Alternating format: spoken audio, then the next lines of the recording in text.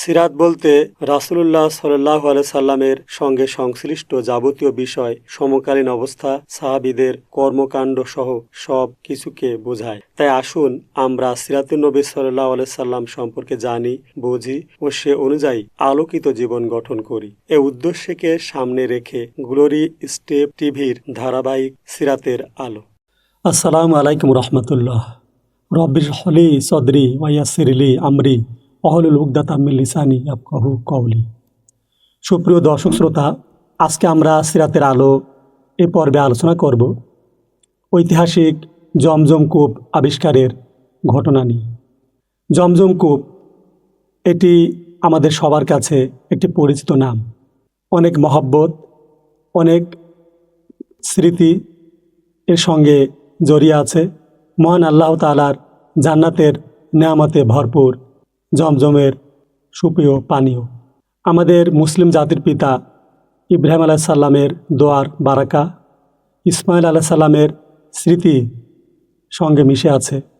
আমাদের প্রিয় নবী মুহাম্মদ সাল্লাল্লাহু আলাইহি সাল্লামের অসংখ্য ঘটনা, সাহাবীদের অনেক ঘটনা এই জমজম কূপের সঙ্গে জড়িয়ে আছে। জমজম কূপ এটি খ্রিস্টপূর্ব 1910 সালে মহানবী সাল্লাল্লাহু আলাইহি সাল্লামের জন্মের 2572 বছর পূর্বে এটি সৃষ্টি হয় এবং এটার সৃষ্টির যে ঘটনাটি, মা হাজেরা যখন ইসমাইল আলাইহিস সালামকে জন্মদান করেন, ইসমাইল আলাইহিস সালাম যখন ভূমিষ্ঠ হন, এর পরের যে ঘটনাগুলো আমরা অনেকেই কম বেশি জানি, যে তিনি যে পিপাসার্ত সন্তানের জন্য পানির জন্য ছটফট করছিলেন, তিনি সাই করেছিলেন সাফা পাহাড় থেকে মারোয়া পাহাড়, এবং তারই একটা পর্যায়ে ইসমাইল আলাইহিস সালামের কোমল পায়ের আঘাতে মাটি থেকে বিচ্ছুরিত হয় পানির ঝর্ণাধারা। পরবর্তী পর্যায়ে সেটি রূপান্তরিত হয় একটি কূপে, একটি সুপেয় পানির কূপে।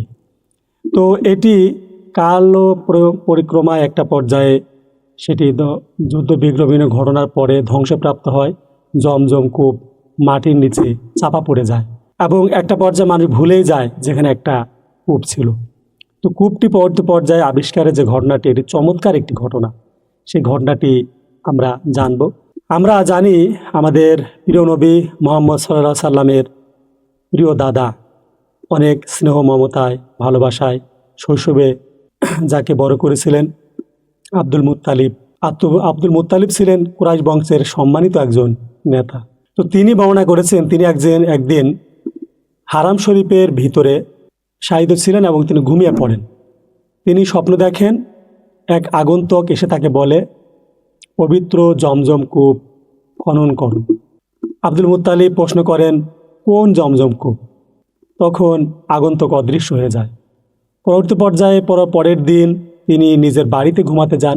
সেখানেও তিনি একই রকম স্বপ্ন দেখেন, জমজম কূপ খনন করুন। তিনি একই রকম প্রশ্ন করেন, কোন জমজম কূপ? তখন আগন্তুক অদৃশ্য হয়ে যায়। তৃতীয় দিনে আব্দুল মুত্তালিব তার নিজ বাড়িতে যখন ঘুমাচ্ছিলেন, সেদিনও তিনি একই স্বপ্ন দেখেন, আগন্তুক এসে তাকে বলছে, জমজম কূপ খনন করো। আব্দুল মুত্তালিব বললেন, কোন জমজম কূপ? তখন আগন্তুক বলে, যে জমজম কূপের পানি কমেও না বাড়েও না, স্থির থাকে, সেই জমজম কূপ। তখন আব্দুল মুত্তালিব তার কাছে জানতে চান, এটি কোথায়? তখন আগন্তুক তাকে বলে, এটি হচ্ছে দুই পাহাড়ের মধ্যবর্তী স্থানে কাকের বাসার পাশে, গোবর রক্তের মাঝখানে।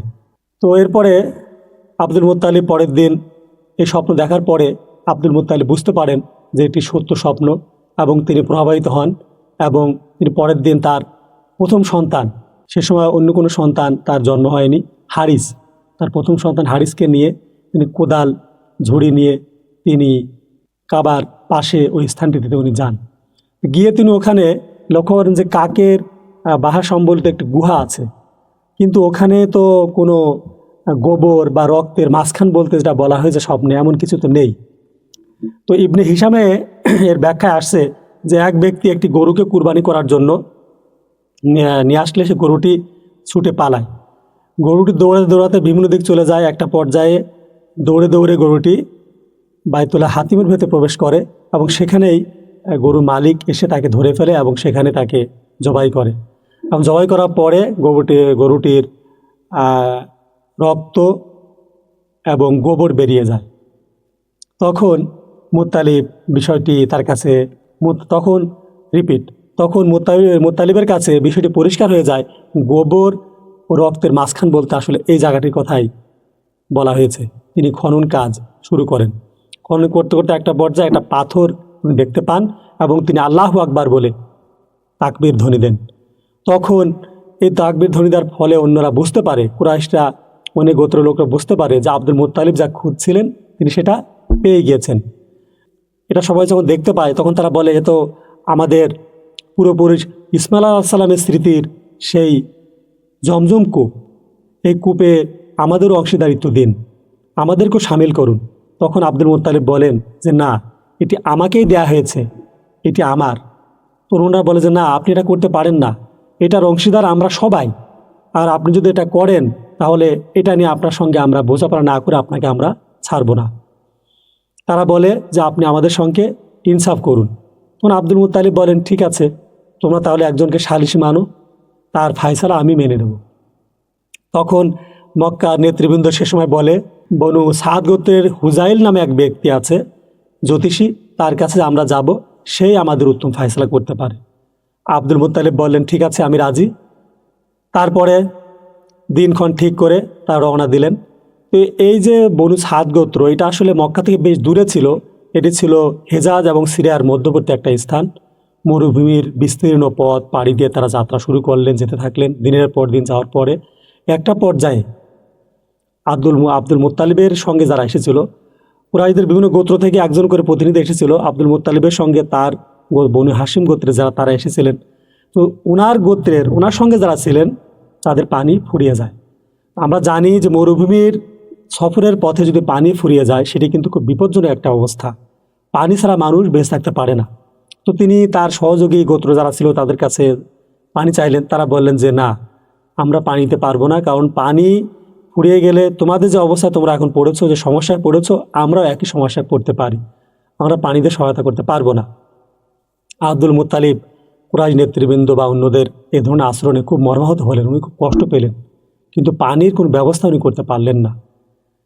পানি খোঁজ করে করে ও নিরাশ হয়ে সবাইকে বললেন, তোমরা কি করবে এখন বলো, আমাদের সামনে তো মৃত্যু ব্যতীত অন্য কোনো পথ নেই।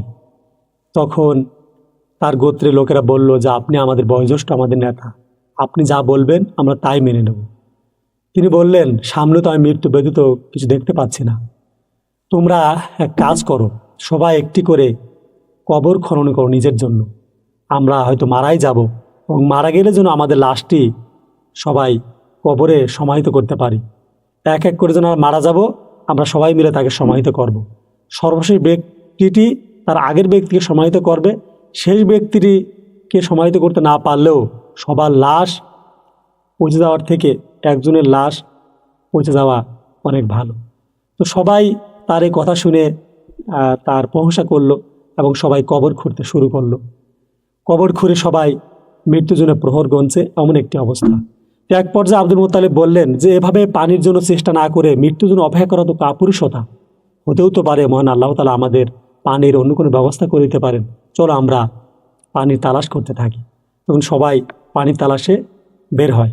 এ পর্যায়ে আব্দুল মুত্তালিব যখন সওয়ারি হন, ঘোড়া যখন ছুটান, ঘোড়ার খুরের আঘাতে যে পানি নির্গত হওয়ার পরে সবাই তো বিস্ময়ভূত হয়ে পড়ে, এবং সেখান থেকে সে পানি সবাই তখন সংগ্রহ করে, পানি পান করে, পানি মশকে ভর্তি করে।